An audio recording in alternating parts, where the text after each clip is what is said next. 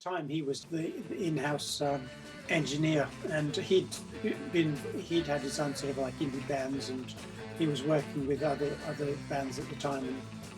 And we worked with him on She's the One, and that was a really fun experience on that day, working with him, and very receptive to the ideas. It was very fun to work with as well. He didn't really have the traditional engineer kind of mindset. He was very professional. He worked the board, and he did everything, but he would get sort of involved and he'd get enthusiastic. And so at one point he just said, let me just go in and record some tambourine. So he ended up laying some tambourine down, which sort of helped the rhythm track a lot.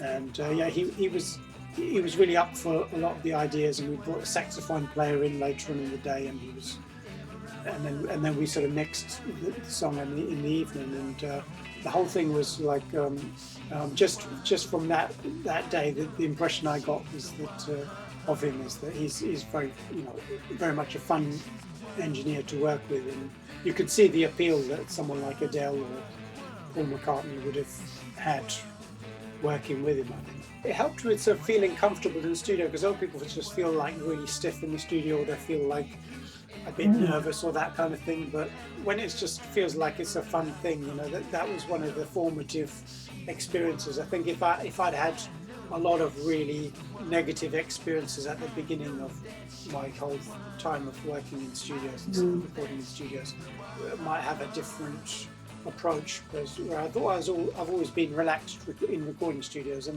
that experience probably helped a lot.